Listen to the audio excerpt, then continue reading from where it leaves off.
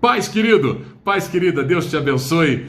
Nós estamos agora em mais um momento de alguns minutos a mais com Deus, mensagens de até 15 minutinhos, onde a gente vai comentar acerca de um livro da Bíblia, uma passagem bíblica de uma maneira um pouco mais aprofundada. Eu estou começando uma série hoje de 4 ou até 5 mensagens, tá certo? De 5 programas, onde nós vamos estudar o livro ou a carta de Paulo aos Colossenses, à igreja de Colossos. Nós já começamos com a segunda carta de Paulo a Timóteo.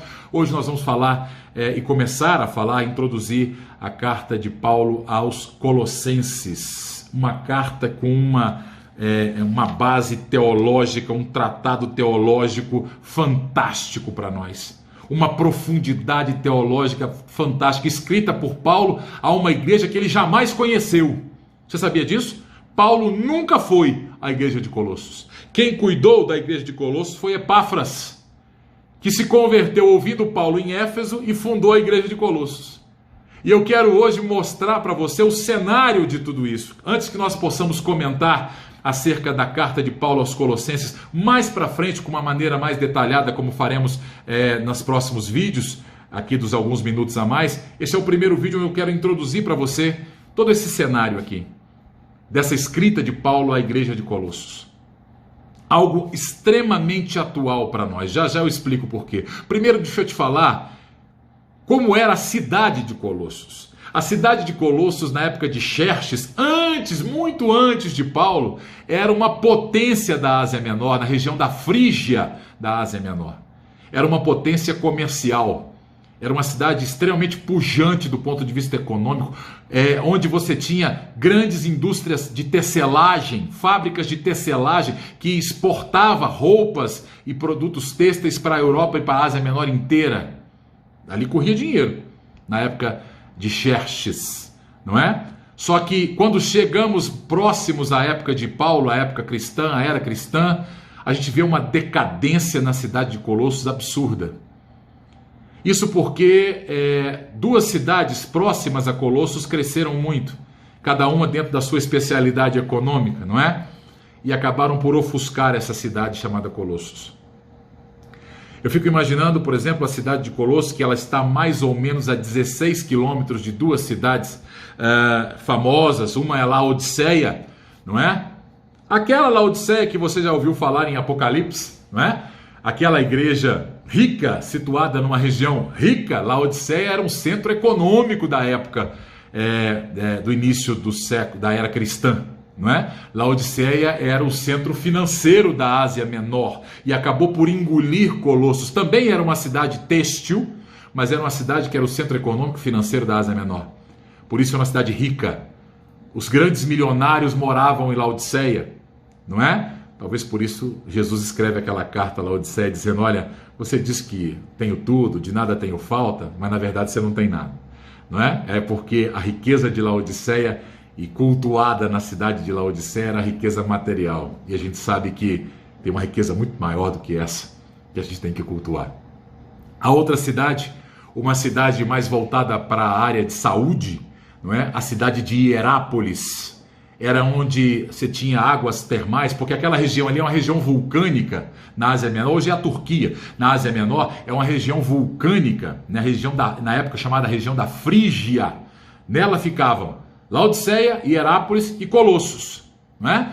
Hierápolis era uma cidade onde você tinha uma população que ia visitar a cidade pelos seus banhos termais, medicinais. Era uma cidade muito voltada para a área de saúde, não é? E Colossos, Hierápolis cresceu muito, e Colossos foi só diminuindo em importância e em poderio econômico.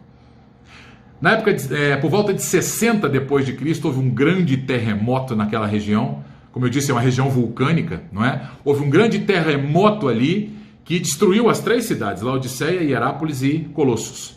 Como Laodiceia e Hierápolis eram cidades muito pujantes do ponto de vista financeiro, conseguiram se reerguer com seus próprios recursos, o que não aconteceu com a cidade de Colossos. Ruínas hoje, se você for lá na região, você vai ver ruínas de Laodiceia e vai ver ruínas de Hierápolis, mas não vai ver nada de Colossos.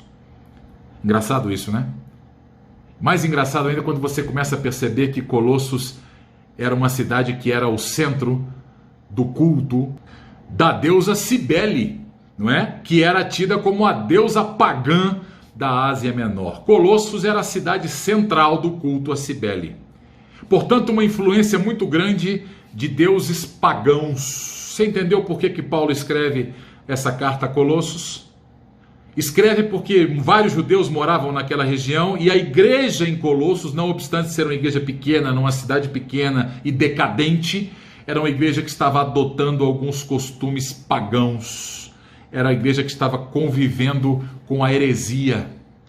Era uma igreja que estava adotando algumas coisas que não condizem com a palavra. E a carta de Paulo aos Colossenses, ela justamente traz a volta ao centro da nossa fé. Precisamos deixar de lado a heresia. Uma das heresias, uma influência muito forte que tinha na igreja de Colossos, era a influência do gnosticismo, que dizia o seguinte, que Deus era tão bom, a primeira coisa que fazia é negar o criacionismo, que Deus era tão bom que jamais um Deus tão bom poderia se misturar com a matéria que era imperfeita. Portanto, Deus não era o responsável pela criação. Quem criou a matéria foram os anjos. Isso era o que os gnósticos da época diziam. Porque não pode haver um Deus tão perfeito e tão bom se misturando com criaturas tão imperfeitas como nós. Que heresia, hein? Que heresia, hein? Isso estava começando a tomar conta da igreja de Colossos.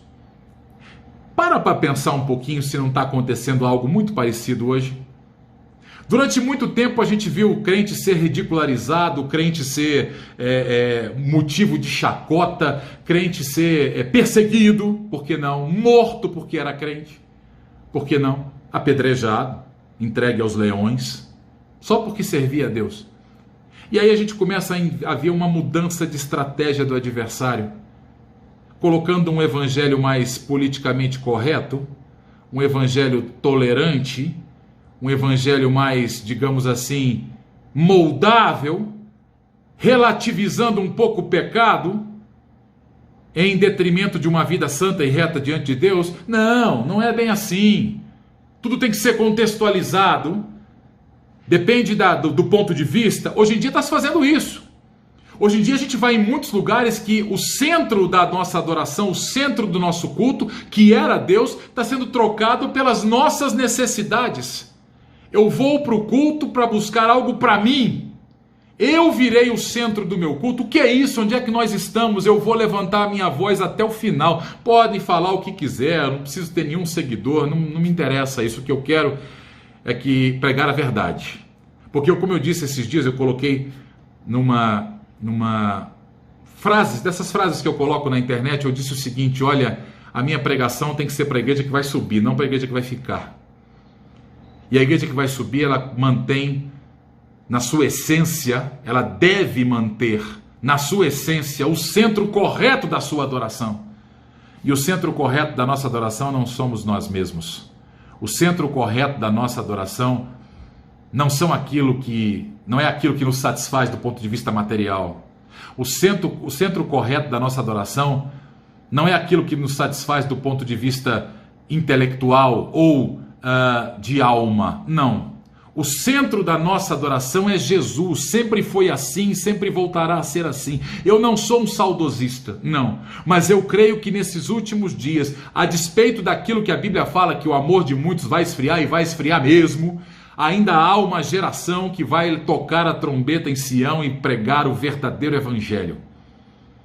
Um evangelho que não se contamine com essas sutilezas do adversário, querendo alargar o caminho, querendo alargar a porta, para que todo mundo possa entrar. Tá tudo tranquilo, tá liberado, liberou geral. E aí você vem para a igreja como tá e fica do jeito que você tá, que tá tudo certo. Tá repreendido em nome de Jesus. Se depender de alguém falar, falo eu. Deus tem chamado para você, e esse chamado para você tem a ver com você manter o foco da tua adoração. Eu gosto daquele corinho que diz: estou voltando à essência da adoração. E a essência é a pessoa de Jesus e não a minha pessoa.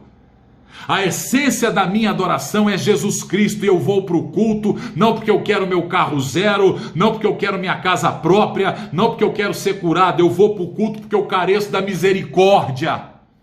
Eu vou para o culto porque eu careço da graça, porque se não for a graça eu vou para o inferno. Desculpa falar isso, mas eu tenho que falar. Nós precisamos voltar a isso. Voltar à essência. A essência é: eu dependo de Jesus, você depende de Jesus, e a vida com Deus é uma vida dura, o caminho é estreito, é um caminho de renúncia, é um caminho de virar as costas para o mundo todo santo dia.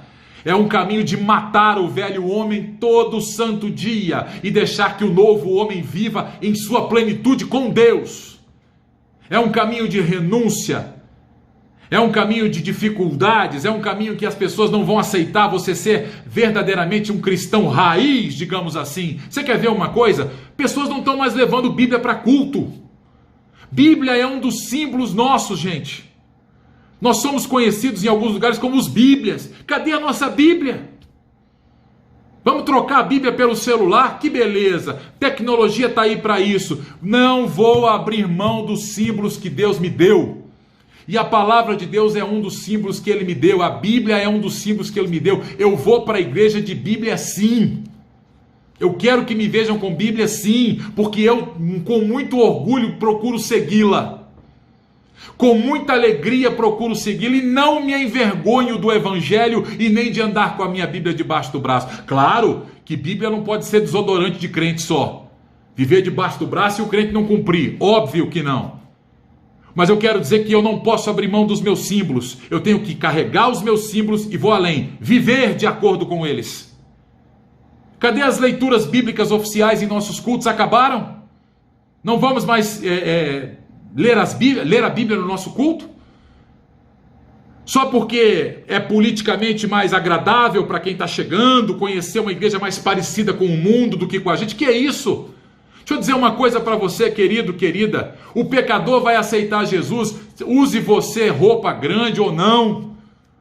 Ou se a sua mensagem for uma mensagem recheada de presença de Deus, independentemente da maneira com que você se comporte, que é diferente, extremamente diferente do que o mundo coloca, e graças a Deus porque tem que ser assim mesmo, o pecador vai se converter sim.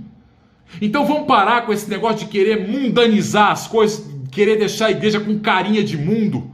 Nós temos que ser uma posição contrária ao que o mundo nos oferece. Nós temos que manter as tradições que Deus mandou que mantenhamos, que Deus mandou que mantenhamos. Nós temos que conservar aquilo que o Senhor nos deu.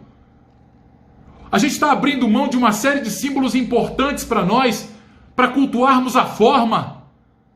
Sabe, momentos de louvor hoje em dia em igrejas que parecem espetáculos que não se diferem em nada de shows do mundo. É luz, é canhão de laser, é data show com telão, de LED, passando um monte de imagens aleatórias.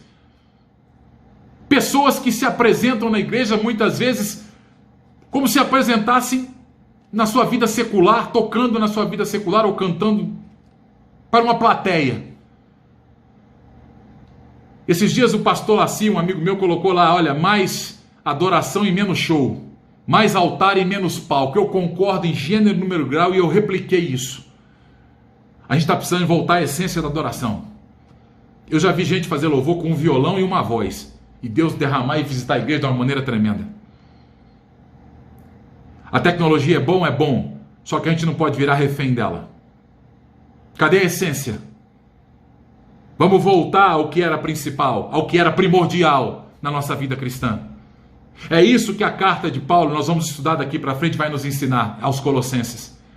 Vamos abrir mão de algumas heresias que a gente está deixando entrar sutilmente dentro da nossa vida e vamos voltar a nossa fé e o nosso coração e a nossa adoração para quem realmente merece, para que a gente possa recobrar a nossa cristandade, o nosso cristianismo raiz, que está tão deturpado em alguns lugares hoje em dia. Eu estou chamando você a uma reflexão. Está na hora de nós voltarmos à essência das coisas. E a essência é: eu sirvo a Deus porque eu preciso dele, porque se não for ele, eu não entro no céu. A verdade é essa. Deus te abençoe e nós teremos mais algumas mensagens de alguns minutos com Deus da carta de Paulo aos Colossenses. Um abraço!